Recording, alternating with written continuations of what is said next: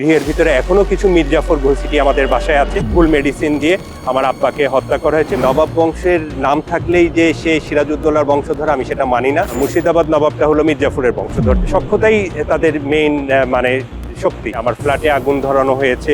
বিতর্কিত YouTuber Salauddin Suman, India থেকে মানুষ বাংলা সমর্পিতা, এদেরকে ঝাঁকে ঝাঁকে নামিয়ে দেওয়া হয়। ইলিয়াস হোসেন বা পিনাকি ভট্টাচার্য যদি কোয়ারি করলে আমার বিশ্বাস আমি ভুল প্রমাণিত হব না। আল্লাহ রাব্বুল আমিন আমাকে যদি কোনো রাষ্ট্রের কোনো গুরুত্বপূর্ণ একটা পদে যদি নিলে আমি নিরাশ করব না। আসসালামু আলাইকুম, আমি সৈয়দ গোলাম আব্বাস আরেফ ওরফে নবাবজাদা আলী আব্বাসউদ্দৌলা, নবাব সিরাজউদ্দৌলার নবম রক্তধারা প্রজন্ম। আমার পূর্বপুরুষ পারস্য থেকে এসেছেন, যেটা বর্তমানে ইরান নামে পরিচিত। নবাব আলীবর্দী খান তৎকালীন সময় ইরানের সিরাজ প্রদেশে জন্মগ্রহণ করেন এবং ওনার বেড়ে ওঠা ইরানের ইস্পাহানে। পরবর্তীতে উনি ভারতবর্ষে দীর্ঘদিন 16 বছর বাংলা, বিহার এবং উড়িষ্যার একজন দক্ষ নবাব ছিলেন এবং পরবর্তীতে নবাব সিরাজউদ্দৌলা মাত্র 14 মাস 14 দিন বাংলা নবাবী পরিচালনা করে বাংলার মানুষের হৃদয়ে স্থান করে নিয়েছেন। তো আমাদের এটা অবশ্যই গর্বের বিষয় যে আমাদের পূর্বপুরুষ আমরা পার্সিয়ান। 1984 সালের 25 ফেব্রুয়ারি ফজলের লোহানী সাহেব যদি কিছু মনে না করুন নামে একটা ম্যাগাজিন অনুষ্ঠান করেছিলেন। তো উনি আমার দাদাকে প্রথম বাংলাদেশের মানুষের সাথে পরিচয় করিয়ে দিয়েছিলেন সিরাজউদ্দৌলার বংশধর হিসেবে। তো সেই জায়গা থেকে দেখতাম বিভিন্ন প্রান্ত থেকে মানুষজন আসতো আমাদের বাসায়, খুলনার বাসায়, এবং আমার ভালো লাগতো যে আমাদেরকে মানুষ সম্মান করে, ভালোবাসে।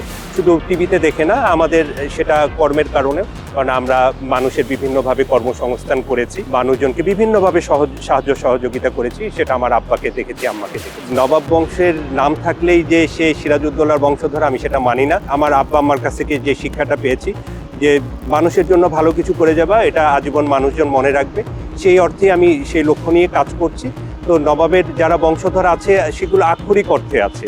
আমি যেভাবে নবাবকে ভালোবেসে কাজ করছি, দেশকে ভালোবেসে, তাদের আসলে সেইভাবে কোনো আগ্রহ নেই এবং তারা ফোকাসে আসলেও অলরেডি কিছু কিছু ইউটিউবারের মাধ্যমে এসেছে কিন্তু আসলে তারা কোনো ভূমিকা রাখতে পারি না। নবাব আলীবর্দী খান, নবাব সিরাজউদ্দৌলা বা আমার আব্বাজান ইঞ্জিনিয়ার সৈয়দ গোলাম মুস্তফা বা আমার আম্মাজান প্রত্যেকেই দেশের মানুষকে ভালোবেসেছে। আমিও দেশের মানুষকে ভালোবাসি। যারা বঞ্চিত করছে তাদেরকে আল্লাহর বিচারের সম্মুখীন হতে হবে। একটা বংশীয় পরিবারকে যারা ঠকিয়েছে, সেই 1757 সাল থেকে ঠকিয়ে আসছে এবং একমাত্র আমাদেরকে সে সম্মাননা দিয়েছেন নবাব স্যার সলিমুল্লাহ। আমাদের কষ্টের কথা যখন শুনেছিলেন, আমার ষষ্ঠ বংশধরকে সম্মানজনক অবস্থানে নিয়েছেন ডেপুটি সাব রেজিস্ট্রারে, এবং সেটা কিন্তু ব্রিটিশ মিউজিয়ামে সুরক্ষিত আছে সেই লেটার্সটা।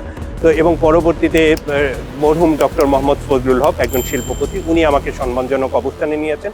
ওনারা নিয়েছেন, জাতি ওনাদেরকে সম্মান করে, এটা ইতিহাস কথা বলে। আমরা একটা ঐতিহ্যবাহী পরিবার আছি, আমরা দেশের মানুষের জন্য অতীত ইতিহাস আমাদের অনেক স্বচ্ছ। আমি কোনো রাজনীতির সাথে জড়িত নই বা আমার আব্বাও কোনো রাজনীতির সাথে জড়িত নই। বিভিন্নভাবে আমাকে হেয় করার চেষ্টা করা হয়েছে, সে আমার ফ্ল্যাটে আগুন ধরানো হয়েছে, সেটাও মিডিয়াতে এসেছে। আমার বিরুদ্ধে বিভিন্ন ইউটিউবারকে নামানো হয়েছে, তারপরও তারা মিথ্যা কোনো কিছু প্রমাণ করতে পারেনি, কারণ আব্বাসউদ্দৌলা কাউকে ভাঙিয়ে 2 পয়সা আর্ন করে না।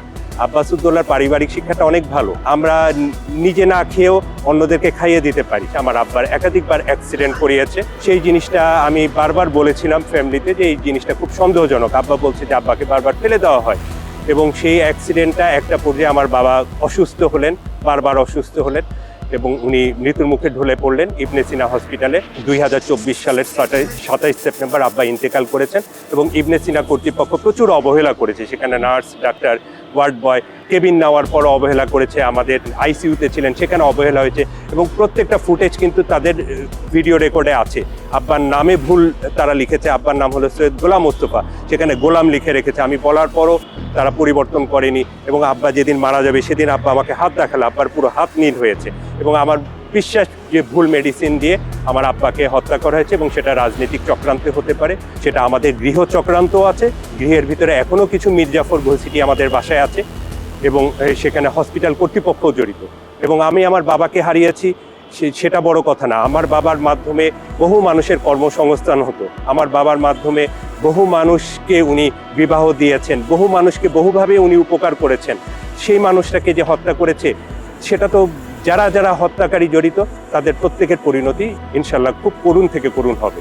বাংলা, বিহার, উড়িষ্যার প্রথম শহীদ প্রথম মুক্তিযুদ্ধ এবং বাংলার সন্তান নবাব সিরাজউদ্দৌলার প্রথম বংশধর হলেন উম্মে জোহরা ওরফে কুৎসিয়া বেগম, দ্বিতীয় হলেন আপনার শমশের আলী খান, তৃতীয় হলেন সৈয়দ লুৎফি আলী, চতুর্থ হলেন ফাতেমা বেগম, পঞ্চম হাসমতারা বেগম, ষষ্ঠ হলেন সৈয়দ জাকির রেজা, সপ্তম হলেন গোলাম মুর্তজা, অষ্টম হলেন ইঞ্জিনিয়ার সৈয়দ গোলাম মোস্তফা, নবম নবাবজাদা আলী আব্বাস উদ্দৌলা। মির্জাফরের বংশধর গুরুত্বপূর্ণ ছিল, দায়িত্বে ছিলেন। তাদের শেকড় অনেক গভীরে। ব্রিটিশ সরকারের সাথে আঘাত করে ক্ষমতায় ছিল। বর্তমান পাকিস্তানের মির্জাফরের বংশধর আছে। ইন্ডিয়ান গভর্নমেন্টের সাথে এখনো তাদের সুসম্পর্ক আছে। সিলেট বিভাগের একজন এমপি আছেন, উনিও মির্জাফরের বংশধর। আমি জানতাম না, যখন ওনার মেয়ের সাথে বিয়ের প্রস্তাবটা আমার জন্য এসেছিল, তো লোভনীয় প্রস্তাব ছিল, সবকিছু করে দিবেন 2016 সালে ওনার বড় মেয়ের সাথে। তো আমি জিজ্ঞেস করলাম যে আঙ্কেল, আপনারা সিলেটের আদিবাসী নিশ্চয়ই, সিলেট নবাব? তো বললো যে না বেটা, আমরা সিলেটের আদিবাসী নই, আমরা মুর্শিদাবাদ নবাব। মুর্শিদাবাদ নবাবটা হলো মির্জাফরের বংশধর যারা, তারা। তারপরে আমি আব্বাকে বললাম এখানে করা যাবে না। তো পরবর্তীতে উনি ভাইরাল করলেন যে বাবা ছেলেদের সম্পর্ক ভালো না, দ্বন্দ্ব, বিভিন্ন রকম। তো সেটারও আমি পরবর্তীতে ব্যাখ্যা দিয়েছি ওনার সিলেট বিভাগে গিয়ে, সিলেটের একটা IPTV-তে। বিতর্কিত ইউটিউবার সালাউদ্দিন সুমন, ইন্ডিয়া থেকে মানুষ বাংলা সমর্পিতা, এদেরকে ঝাঁকে ঝাঁকে নামিয়ে দেওয়া হয়। এবং সালাউদ্দিন সুমনের সাথে আমি কাজ করেছিলাম, এটা ফারহানা নীলার অনুরোধে। আমি কোনো যাচাই বাছাই ছাড়া, ফারহানা নীলা আমাকে বলেছিল সুমন খুব ভালো ছেলে, তো উনি আমাকে গরিব ফকির হিসেবে তুলে ধরেছেন প্রথম ভিডিওতে। তা আমি আপত্তি করেছি, যে আমি বললাম এগুলো তো আমি বলিনি, যে আমি রাস্তায় ঘুরে বেড়াই পুরন ঢাকায়, আমি চাকরির জন্য মানুষের দ্বারে দ্বারে ঘুরছি। উনি এগুলো আপত্তিকর কথাবার্তা বলেছেন, ওনাকে আমি কাট করতে বলেছি। তো উনি বললেন যে না, এটা কাট করা যাবে না, এটা কাট করলে ওনার ভিউয়ার্স বলে থাকবে না। তো ওনার সাথে দ্বন্দ্বটা সেখানে শুরু। তো এটা সবাই তারপরে জেনেছে যে সুমনের সাথে আমার সম্পর্ক ভালো না। সেইটাই দাদাবাবুরা কাজে লাগিয়েছে, সুমন জেনে হোক না জেনে হোক, পরবর্তীতে ইন্ডিয়ার প্রেসক্রিপশনে। এবং এই ষড়যন্ত্রের সাথে তৎকালীন মুখ্যমন্ত্রী জড়িত। এটা প্রয়োজনে ইলিয়াস হোসেন বা পিনাকি ভট্টাচার্য যদি কোয়ারি করলে, আমার বিশ্বাস আমি ভুল প্রমাণিত হব না। একটা নিরপেক্ষ তদন্ত করলে এটা বেরিয়ে আসবে। এবং এই মন্ত্রীদের পরামর্শে এই রাউজানের ঘটনা, পুরন ঢাকার ঘটনা, বিভিন্ন জায়গায় যে ঘটনা, ঝাঁকে ঝাঁকে বংশধর নামিয়ে দেওয়া হয়েছে, আমি দেখেছি। কিন্তু তারা কোনোভাবে তারা প্রমাণ করতে পারেনি। কারণ নকল তো একটা পর্যায়ে ঝরে পড়বে, ঠিক আছে, আসলটাই টিকে থাকে। আপনি মির্জাফরের বংশধরদের বাসায় গেলে অনেক জিনিস পাবেন, কারণ তারা নির্বিঘ্নে ইংরেজদের সাথে সখ্যতা করে, পাকিস্তান সরকারের সাথে সখ্যতা করে, ইন্ডিয়ান সরকার, সখ্যতাই তাদের মেইন মানে শক্তি, যার কারণে রাজনীতি করে তারা। তো সিরাজউদ্দৌলা পরিবার অনেক প্রতিকূলতার ভিতরে ছিল। তারা জিঞ্জিরা প্যালেসে 8 বছর বন্দী ছিলেন।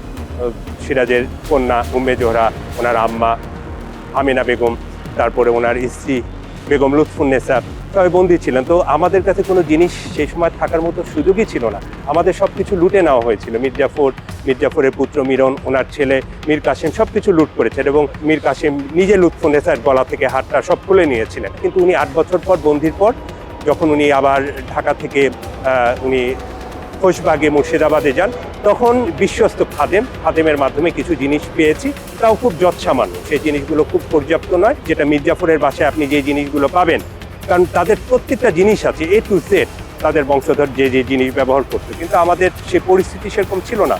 এবং পরবর্তীতে দেশভাগের পর, তখন আমরা যখন জিনিসগুলো আমাদের নিয়ে আসছি, তখনও কেড়ে নেওয়া হয় এবং অনেক কিছু আমাদের রেখে আসা লাগলো। জনগণকে আমি অসংখ্য ধন্যবাদ জানাবো। তাদের জন্য ভালোবাসা আমার ছিল, আছে এবং সবসময় থাকবে। বাংলার মানুষজন আমাকে অনেক পছন্দ করে, শুধু নবাবের বংশধর হিসেবে না, সেটা আমাদের সততা, দেশপ্রেমের কারণে। সেই জিনিসটার কারণে আমাদের দেশের মানুষজন আমাদেরকে ভালোবাসে। আমিও আমার ক্ষুদ্র অবস্থান থেকে মানুষের জন্য কিছু করার চেষ্টা করি। বৃহৎ পরিসরে পরিকল্পনা আছে। যদি আল্লাহ রাব্বুল আমিন আমাকে যদি কোনো রাষ্ট্রের কোনো গুরুত্বপূর্ণ একটা পদে যদি নিলে, আমি নিরাশ করব না। দেশের মানুষকে আমি কথা দিচ্ছি, নিরাশ করব না। দেশের মানুষ যে নবাব আলীবর্দী খানের শাসন আমল দেখেছে 16 বছর, যে একটা শিশু যেরকম মায়ের কোলে নিরাপদ ছিল, ইনশাল্লাহ আমি আমার ক্ষুদ্র অবস্থান থেকে সেইভাবে আমি সেই প্রতিশ্রুতিটা রক্ষা করতে পারবো এবং সেই সুখ শান্তি দিতে পারবো। এবং নবাব সিরাজউদ্দৌলার উনি খুব স্বল্প সময় ছিলেন, তারপরও উনি জনগণের মনে একটা স্থান করে আছেন। উনি মানুষকে ভালোবাসতেন। তো আমিও ভালোবাসি দেশের মানুষকে এবং দেশের মানুষও আমাকে ভালোবাসে। এই ভালোবাসায় আশা করি একটা সুন্দর কিছু একটা প্রস্ফুটিত হবে। দেশের কল্যাণে যেই কাজ করা যায়, যেগুলো নবাব সিরাজউদ্দৌলা অসম্পূর্ণ রেখেছিলেন, সেই কাজগুলি আমি বাস্তবায়ন করতে চাই। ঠিক আছে, দেশ জাতি জনগণকে সম্পৃক্ত করে দেশের জন্য কিছু করব। দেশের সম্পদকে আমরা লুট করে অন্য দেশে নিয়ে যাব না, কারণ এই দেশেই আমাদেরকে, এই দেশের মাটিতেই আমাদেরকে মিশে যেতে হবে।